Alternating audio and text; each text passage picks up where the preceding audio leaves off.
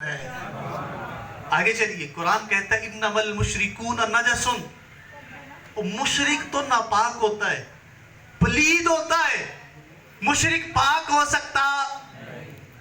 لوگوں نے کہا کہ حضور علیہ السلام کے والدین، یہ لوگوں نے اپنی کتابوں میں لکھ رکھا ہے، بڑی توجہ سے سنیے، کہ حضور علیہ السلام کے والدین معاذ اللہ مشرک بھی ہیں، جہنمی بھی ہیں۔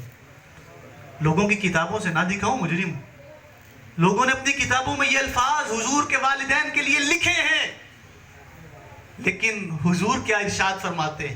کہنے والوں نے جو کہا، ہمیں ان سے غرض نہیں، ہمیں اللہ کے فرمان سے غرض ہے، نبی علیہ السلام کی حدیث سے غرض ہے۔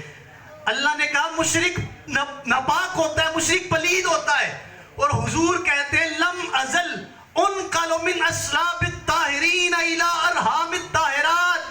لوگوں، مشرک تو ناپاک ہوتا ہے، لیکن میرا نور جس جس کی پشت میں رہا اور جس جس ماں کے رحم میں رہا، اللہ نے سب کو پاک بنایا ہے۔ آگے چلیے، احمد صاحب نے کہا لوگوں کو بخاری کا بخار ہے، صحیح بخاری ہے، حضرت ابراہیم علیہ السلام ہے، آپ نے حضرت اسماعیل علیہ السلام کو مکے کی وادی میں آباد کیا ہے، خود ابھی مکے میں آباد نہیں ہوئے، گاہے بگاہے اپنے بیٹے کی ملاقات کے لیے تشریف لاتے ہیں۔ حضرت اسماعیل علیہ السلام نے نکاح کیا ہے، حضرت ابراہیم علیہ السلام تشریف لائے۔ آخری بات کر رہا ہوں، اس میں نے بات کو ختم کرنا ہے۔ حضرت اسماعیل علیہ السلام کی ملاقات کے لیے جناب ابراہیم علیہ السلام تشریف لائے۔ جب دروازے پر تشریف لائے، دستک دی، پوچھا اسماعیل علیہ السلام گھر ہیں؟ اندر سے اہلیہ، کہ جس نے ابھی تک حضرت ابراہیم علیہ السلام کو نہیں دیکھا ہوا، وہ کہنے لگی وہ شکار پہ گئے ہیں۔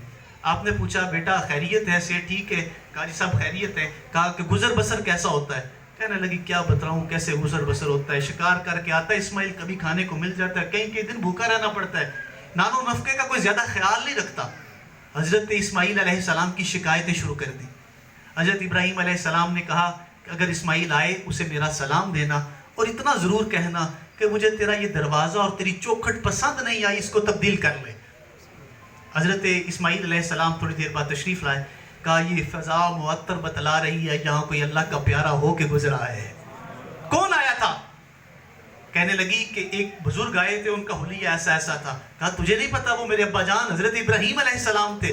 کہا مجھے تو نہیں پتا تھا، کیا کہہ کے گئے ہیں؟ کہنے لگی کہہ کے گئے ہیں کہ اسماعیل آئے تو اسے میرا سلام دینا، اور ساتھ کہنا کہ مجھے تیرا دروازہ اور تیری یہ چوکھٹ پسند نہیں آئی، اس کو تبدیل کر لے۔ کہا تجھے سمجھ آئی کیا کہا؟ کہا نہیں مجھے تو نہیں سمجھ آئی۔ کہا میرے والد مجھے یہ حکم دے کے گئے ہیں کہ مجھے تیری یہ بیوی پسند نہیں آئی، اس کو طلاق دے دے۔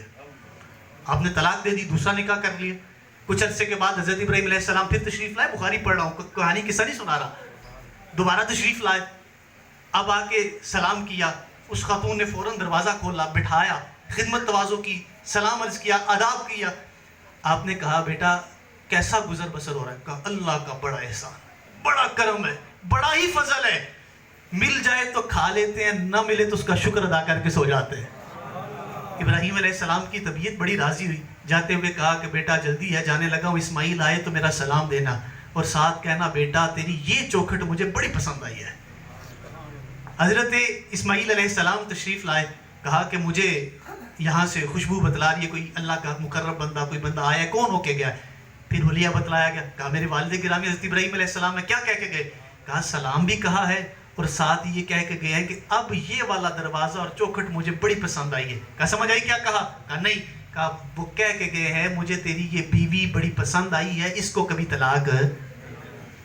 محدثین نے بخاری کی شرح کرتے ہوئے کہ حضرت اسماعیل علیہ السلام کو جو حضرت ابراہیم نے حکم دیا تھا کہ اس پہلی بیوی کو طلاق دے دے، اس کی وجہ کیا ہے؟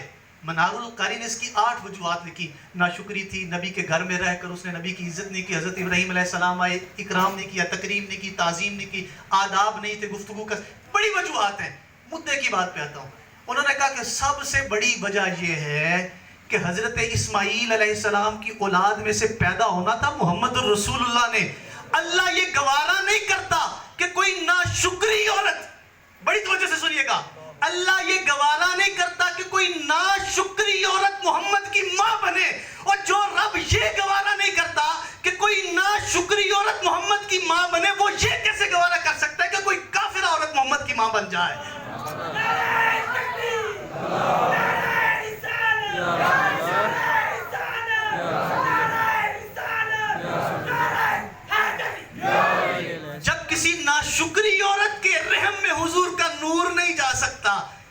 تو کسی کافرہ عورت کے رحم میں حضور کا نور کیسے جا سکتا ہے؟ پتہ یہ چلا کہ آدم علیہ السلام سے لے کر حضرت عبداللہ تک، اماں حوا سے لے کر حضرت اماں آمنہ تک، جن کی پشتوں میں حضور کا نور رہا، جن کے رحموں میں حضور کا نور منتقل ہوا، وہ سب کے سب مومن بھی ہیں، وہ سب کے سب پاک بھی ہیں۔ اللہ کی بارگاہ میں عرض گزار ہوں، اللہ آمین۔